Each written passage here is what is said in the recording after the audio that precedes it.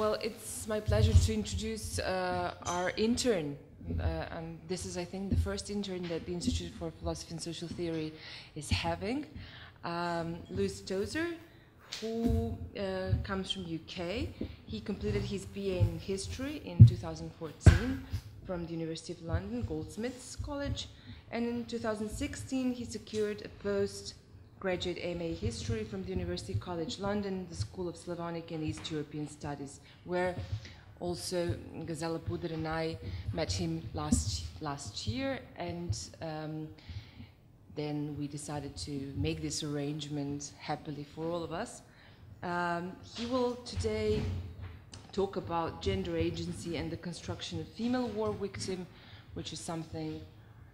a rather important topic, now a bit forgotten in years that came after the 2000s. Please, the floor is yours. To be your first intern at the Institute. And basically today I'd just like to discuss my master's thesis, which was titled, this title, in which I centered a piece of text during my study in London regarding the narratives ascribed to survivors and victims of sexualized violence in the Balkan conflict of the 90s. Often a narrative of a woman in war is constructed by third parties which work to restrict and blockade the affectee in a generalized and often highly problematic manner. Such narratives are often distributed in a highly gendered way, by which I mean the presumptive conception of the psychological and socially conditioned differences between men and women, whilst also stripping victims of individual sexual agency, by which I mean the crowding of all victims of similar crimes into the same boat, ignoring personal circumstance, emotion, and opinion. I aim to show that such narratives affected the ICTY at The Hague and how they dealt with and treated victims of sexual violence, and resultantly perpetrators too.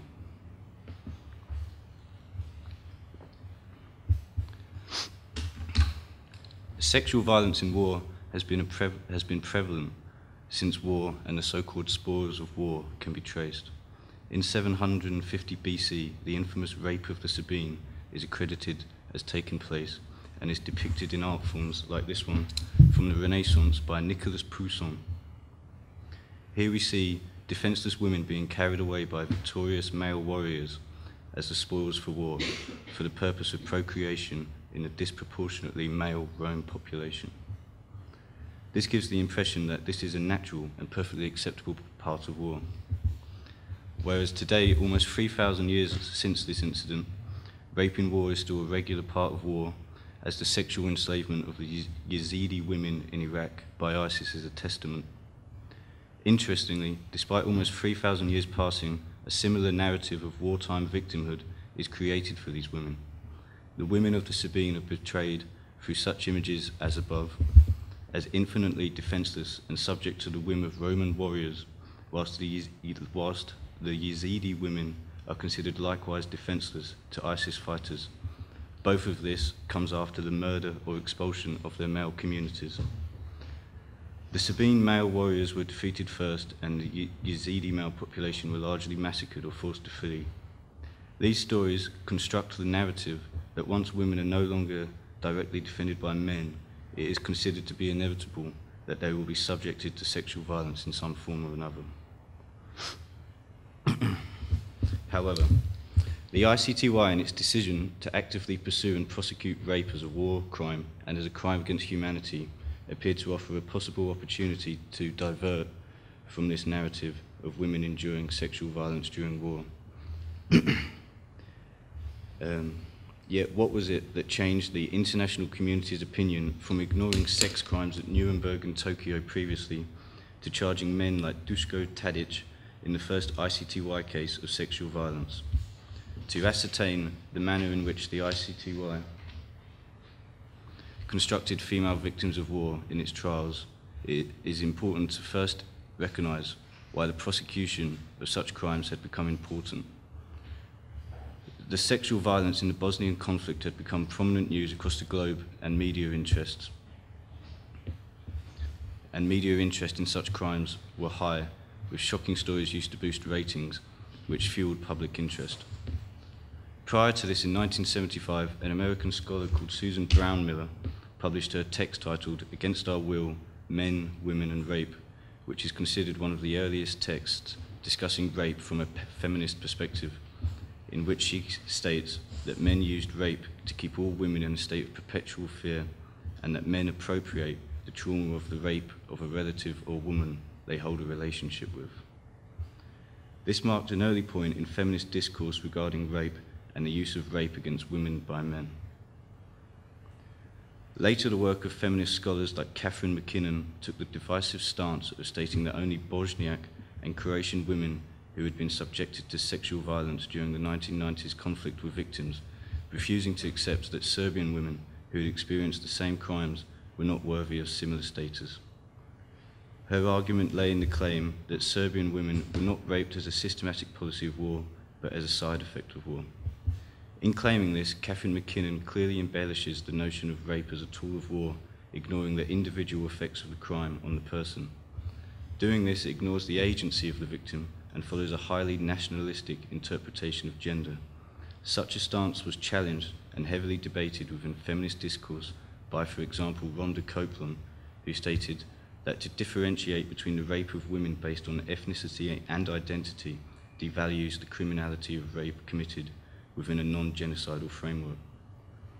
thusly working to belittle the rape of Serbian women or any lesser-known incidences like the Luweero Triangle in Uganda, which was an area of guerrilla warfare in the 1980s, and the Peruvian Civil War, in which it is widely circulated state-perpetrated sexual violence was common. Thusly, to specifically claim that one form of rape is worthy of greater punishment than another works to engineer the idea that some forms of rape are more palatable than others. This not only limits the individual agency of the victims by placing them into nationalized categories, it also accepts nationalistic interpretations of gender. Gender can be exploited by nationalistic policies to subvert and limit the agency, individuality, and freedom of women. The scholar Wendy Bracewell has written about this topic, drawing the conclusion that in nationalistic theory, women are often stripped of agency and instead become representative of vessels of the nation, or mothers of the nation, whose primary purpose is therefore to provide offspring for this nation. Such beliefs foster the generalized patriarchal interpretations of masculinity and femininity, whereby male roles are presumed to involve soldiering, financial security, and heterosexual virality, whilst female roles are acknowledged in terms of motherhood, homely attributes, and financial dependence on men. In these terms, a narrative of victimhood can be spun in various ways. Rumour and media portrayals of the rape of Serbian women in Kosovo and propaganda regarding the low birth rates of Serbians allowed for the construction of a nationalised victimhood narrative. This form of collective victimhood manipulates the victimhood of women for possible political gain, as a shared sense of victimhood can be used to create a sense of unity. This can be in turn used to force military or political intervention, where the attack on the nation is visualized through the depiction of vulnerable women. Nationalist rape even became a part of the Serbian Criminal Code in 1986, which punished so-called nationalist rape more severely than so-called ordinary rape. Defined as sexual assault committed in a manner or under circumstances which provoke or might provoke disturbances or a sense of insecurity amongst citizens who are members of another nation, nationality, or ethnic group. Such legal definitions restrict the agency of female victims, instead using their assault as an attack on the nation, as an affront to national standing, domination, and national masculinity. Catherine McKinnon's stance on identity and victimhood accepts this idea of rape as a form of communication and insults between national groups, ignoring the effect on actual victims themselves, or at best considering it secondary. Such opinions construct the imagery of the female victim as little other than the property of men through which physical attacks and degradation work to insult the idea of a nation and the men of that nation. Therefore, assuming that sexualized crimes were happening as a result of ethnicity and not gender. ignoring a non-nationalized interpretation that a victim is a victim regardless of identity, ethnicity, or the number of similar victims. More work by the scholar Elissa Helms also points out that in some Western media outlets, it became also clear that Bosnian Muslim victims of sexual violence were being discussed and portrayed as caricatured images of silent victimhood, one that was intensified by Orientalist assumptions about Muslims. Journalists like the American Roy Gutman would regularly use statements in newspaper articles or on television that would relate to the idea of Muslim women holding greater idealism to the idea of remaining chaste until marriage. This implied that sexual violence is therefore more painful to their community than other communities. Scholars like Dubravka Zharkov and Elissa Helms were particularly scathing of these lazy assumptions because they worked to characterize Bosnian Muslims as radically more conservative and traditional than other Yugoslavs. Such assumptions, like that by Roy Gutman, forget that Christianity in its most traditional and conservative sense also teaches the virtues of chastity and completely ignores the assimilation and decreasing religiosity within socialist Yugoslavia. The narrative transmitted through the media or statements like the above, alongside images of apparently... Okay, sorry. The narrative transmitted through the media or statements like the above, alongside images of stoic or hysterical Bosnian women, creates the basic narrative that due to cultural stigmas, Muslim female victims of wartime sexual violence undergo greater shame, pain, and suffering, rendering them the true victims of the conflict as they appear the most visible to us in the West. Dubravka Zharkov is particularly dismissive of these claims, which imply a Muslim heightened cultural sensitivity to rape exists, because she states that from the 1970s, the Muslim population of Bosnia has been predominantly urban, educated, urbanized, and modern Muslim women are therefore no different from educated, urbanized, modern Croat, Serb, Yugoslav, or any other women living in Bosnia. The theory that the rape of Bosnian Muslim women was decidedly more dangerous to their community than the rape of non-Muslim women because of the stigmatization and its negative effect on the male population adds intensely to the narrative of the female Bosnian Muslim war victim. Such a narrative circulates the perception of raped women as the secluded and silent Muslim woman whose only role is as the passive victim of male power. In this sense, the Muslim woman is defined to the Western observant not by her experience as a survivor of a conflict in which civilians were targeted, nor directly as a rape victim, but rather as an example and representative of a backward society unfairly stigmatizing a victim. This also implies that such women are no longer able to fulfill their presumptive feminine role in society as a wife or a mother, because no man will now marry them. This gendered assumption of social roles implies that these women have now lost their position in society because men will no longer marry them, and therefore cannot become mothers. Elissa Helms argues that such a narrative of raped Bosnian Muslim women circulated by Western journalists and some academics, like Elizabeth Cohn and Caroline Krass, created a distinct sense of we and them, giving Western onlookers a sense of moral righteousness over the perception of a backward and cruel ostracism of rape victims, allowing us to use the narrative of the most visible victim being female survivors and refugees to reaffirm a Westocentric theory of superiority over the Balkans. This theory is explained by Maria Todorova, which she believes to be intrinsic to Western perceptions of the Balkans, against which a positive and self-congratulatory image is created of Western Europe. Such a colonialist approach can be neatly summed up by the concluding remarks of a BBC correspondent, Martin Bell, in 1993, where in a village called Amchi, Martin is surrounded by the charred remains of humans and concludes that it is hard to imagine in our continent and in our time, what kind of people could do this, highlighting the assumed savagery and non-Europeanness of the Balkans to the Western observer.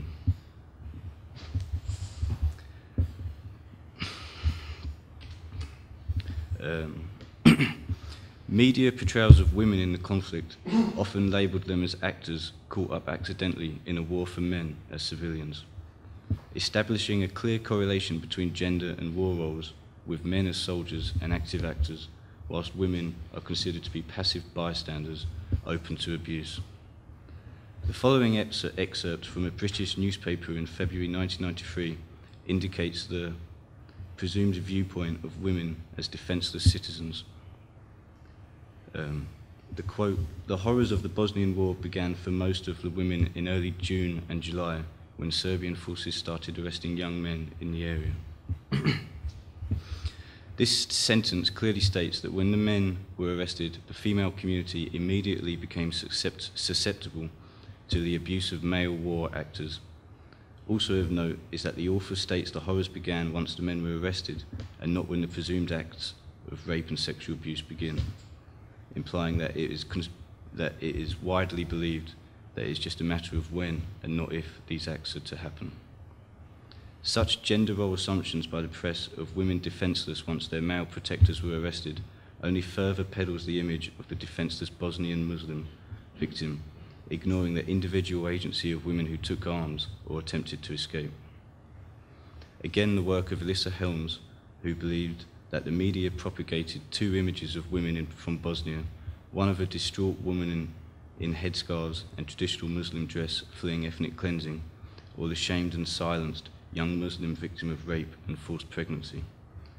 Such limited viewpoints, of course, ignore women who were not raped, women in the military, women who did not wear religious dress, women who were not pregnant, women who wished to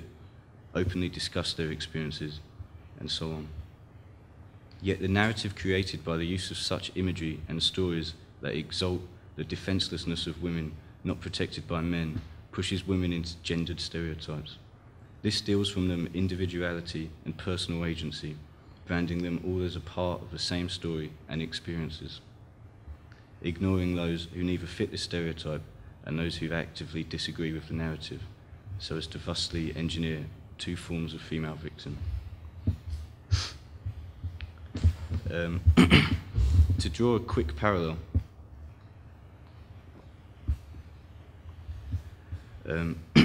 irregardless of the limitations of these examples of the portrayal of female victimhood, the fact that sexual violence was even discussed, or at minimum alluded to, was a development in Western media discourse and a move toward the prosecution of perpetrators. To use just a basic example, during the Vietnam War, Peter Arnett, a New Zealand-born US citizen who covered the Vietnam War and post-war openly discussed the widespread scale of sexual violence performed by American soldiers on North Vietnamese women, but regularly famously never filed a story relating to this behavior, and was even awarded the Pulitzer Prize in 1966. This is just a brief example of how previously this was simply overlooked, or at worst, just an accepted part of female victimhood or experience of war. Furthermore, the most infamous US atrocity in Vietnam took place in a village called My Lai, in which Article 3(1)(a) of the Geneva Convention was broken, with many civilians murdered, forcing the US Congress and Army to open an investigation. Investigations found that not only murder took place, but rape too, and that it was prevalent and widespread phenomena across Vietnam. Despite these findings, only one US soldier was convicted, and that was for murder, with no reference to sexual violence. The memory of rape committed by US soldiers has largely been erased from the American public eye,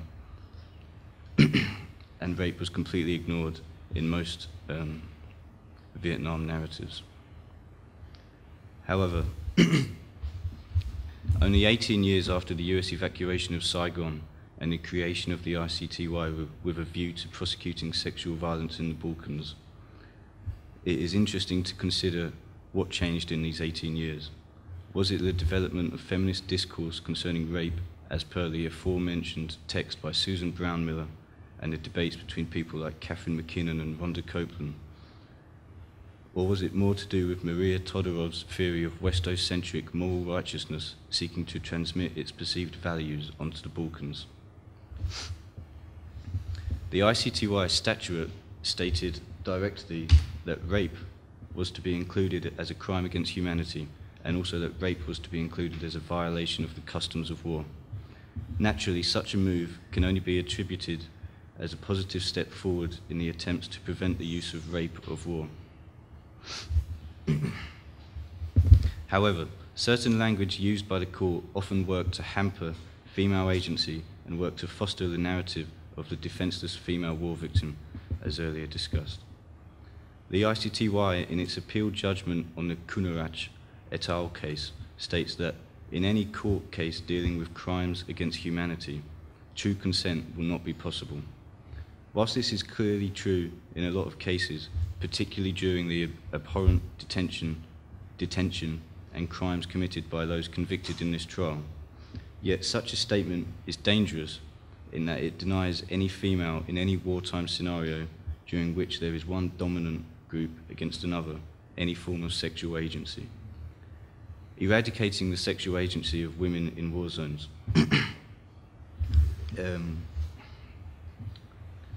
Such statements by the ICTY drew criticism as the removal of sexual agency stated that any form of consensual relationship between a Serb and a Bosnian was therefore impossible, denying at any level that a Bosnian woman could have chosen to have sex or enter any form of relationship with a male Serbian soldier. This is despite the fact that a witness from this trial was removed from a detention facility by a Serbian soldier who she later married. Staff from the Office of the Prosecutor for the ICTY has since stated that their reasoning for such a blanket and total stance on consent was the desire to avoid witness trauma from direct questioning. Whilst it is clear that discussing and even thinking about such traumatic experiences is an overtly painful and a tremendously difficult task, and one that many would seek to avoid, it also takes from some the opportunity to discuss, accuse, vindicate, and perhaps receive some form of validation or cathartic experience from openly discussing their traumas to an audience. Such a paternalistic stance taken by the ICTY in attempting to protect its witnesses continues with the narrative of the socially stigmatized, stoic, silent, and ashamed female victim. The link between the removal of the possibility of consent to prevent witness testimony trauma and the construction of the female victim as defenseless and ashamed clearly affected the ICTY and its legal frameworks. Legal frameworks which remove sexual agency in a legal sense from females in war, but also their ability to use an audience in the form of a courtroom. Further examples of this paternalistic stance by the ICTY in relation to the protection and misperception and generalized stance on all female victimhood is in its decision that the guilty plea to 4 counts of rape as a crime against humanity by Dragan Zelenovic, a policeman and Serb soldier in the town of Foča, would affect his sentence, as it was, in the words of the ICTY, likely to save victims from reliving the trauma through testifying against crimes of torture and rape. Zelenovic was sentenced to 15 years. When we compare this to the sentence of Kunarac, who did not plead guilty, but was found guilty of just one count of rape as a crime against humanity, we see a difference in sentencing, as he was sentenced 28 years. Here we see that the ICTY clearly held considerable weighting to the perception that protecting the female witnesses in court was of paramount importance. Although other factors, like the saving of the court's time and resources, are obviously a factor, this sentencing does not seem to add up. The problematic nature of the ICTY and its misperceptions regarding female victimhood have been recognised by some former employees of the courtroom who stated that the ICTY would benefit greatly from prosecutors being mindful of such a misperception that victims are weak and necessarily require protection. The scholarship of Sarah Sharat, in a text titled Gender, Shame and Sexual Violence, also argued similarly that witnesses were often less afraid to face perpetrators and that judges and prosecutors believed. The ICTY and its misperceptions of female victims and the narrative assigned to them as ashamed, wholly damaged, and to be spared trauma at all costs clearly led to a lenient sentence in the case of Zelenovic, who admitted mass rape. Such misperceptions could have had a doubly negative effect in that his decision to plead guilty may have robbed witnesses desperate to provide their side of the story to a willing international audience, and may also find the assumption that they would not want to provide such evidence as deeply offensive gendered stereotype of them as a female victim. The VWS, or the Victim and Witness section of the ICTY, often quoted desire to out the truth, a desire for a subjective perception of justice, or a contribution to prevent future crimes as motives for testifying, using the experience as a cathartic time. The fact that the ICTY saw their witnesses of sexual violence in such a way highlights that the court considered such victims to be devoid of military, political and sexual agency by encompassing them all within the same blanket level of protection, seen by attempts to minimize testimony where possible. A further point of contention within feminist scholarship regarding the ICTY and its prosecution of sexual violence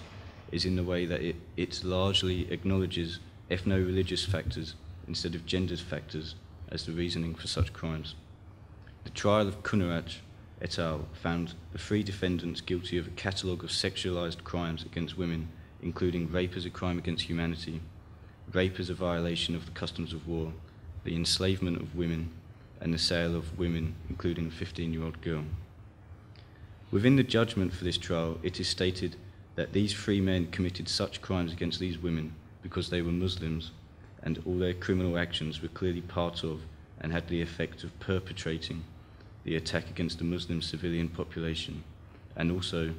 that the sole reason for this treatment was their Muslim identity. This is problematic because some elements of feminist discourse contest the fusing of gender and ethnicity, which in nationalist rhetoric works as a homogenizing and hegemonic practice.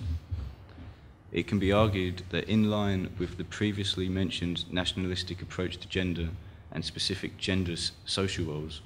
that therefore the reference to victims in terms of ethnicity as opposed to gender only further stresses the perception that sexual violence occurs against women as a form of male property, thusly working to dehumanize women and remove individual agency through insinuating that they are the property of men to be abused as a method to insult or injure their male owners. This largely ignores the suffering of the direct female victim and works to place them into groups of victims, ignoring agency and individual victimhood. To discuss the highly gendered crime of sexual violence and rape in terms of ethnicity ignores the victims as individuals and women who have undergone horrendous crimes, but rather considers them as victims through an attack on their ethno-religious identity as a group, not as a person. A critique of the language of the ICTY is indeed valid, at least partially, because if the international body created in order to punish and deter future violence, particularly sexualized violence, seems to acknowledge ethno-religious differences as the only factor for its occurrence,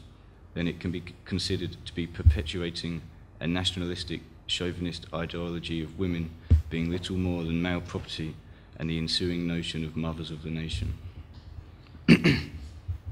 However, to state that the ICTY does not at least minimally acknowledge the role of gender in such crimes is not entirely true. If we use the same case as cited above, references to gender are found. For instance, the trial chamber considers the discriminatory grounds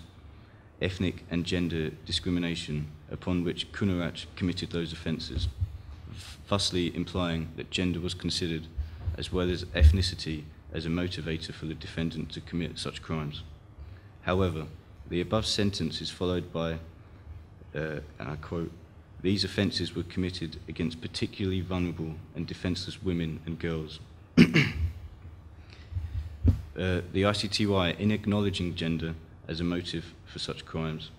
also references traditionalised gendered roles and narratives of victims as vulnerable and defenceless women at the mercy of male war combatants. Such statements work to perpetuate essentialist gendered theories and narratives about women in war as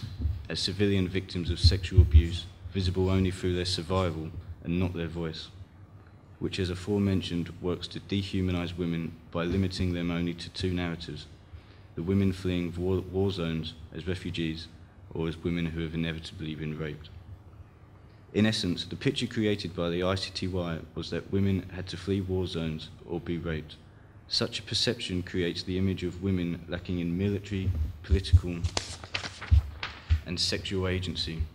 instead awaiting their fate at the hands of the dominant male, unable to influence any factor in their life other than to flee. Whilst it is undeniable that the ICTY, through its acknowledgement and conviction of rape as a crime against humanity, is indeed a step forward in the protection of women in war, its lazy assumptions regarding witnesses, a lack of the exploration of gender as a motivation for rape, as well as, or instead of ethnicity, have abetted the stereotype-laden narrative of women as either refugees or heavily stigmatized rape victims in war scenarios. And just lastly, the ICTY states proudly on its website that the tribunal has made significant advances in international humanitarian law pertaining to the legal treatment and punishment of sexual violence in wartime. Yet a vast array of discourse and debate criticizes the ICTY for not going far enough. Some aspects of contemporary scholarship believes that the ICTY failed female victims of rape, particularly witnesses, through the use of policies such as that which decided consensual relationships in war zones were impossible, as well as emitting an overtly paternalistic tone and stance toward female witnesses of sexual crimes in court. Prior to the ICTY, rape was not deemed a convictable act of war, in many circumstances made plain by the case cited above of widespread rape committed by US troops. The transition from cases like this to the ICTY offers a paradox in attitudes and ideas surrounding rape in warfare, the protection of women, and indeed how we understand female victims in war. Such a transition was clearly influenced by the development of feminist discourse on rape in the 1970s and the increased media interest in the 1990s. However, the ICTY cannot be considered as the final resting point in a transition and change in attitudes toward female victimhood in war. The links and paradoxes illuminated between the creation of a rape victim narrative in the media and feminist scholarship and the effect it had on the prosecution of rape at the ICTY are clear and damaging to women's individual agency and conform to traditional gendered stereotypes. Such narratives of women perpetuated in the media and scholarship influenced how the ICTY set itself up to protect witnesses from the assumed trauma of giving testimony, ignoring the individual agency of the witness herself. This in itself is not a new fact, but existing scholarship does not make the explicit case that such attitudes to victims and witnesses by the ICTY are directly influenced by traditional gendered roles and the narratives of rape victims as weak, stoic, stigmatized, and heavily traumatized, as perpetuated by both the media and feminist scholarship. Okay.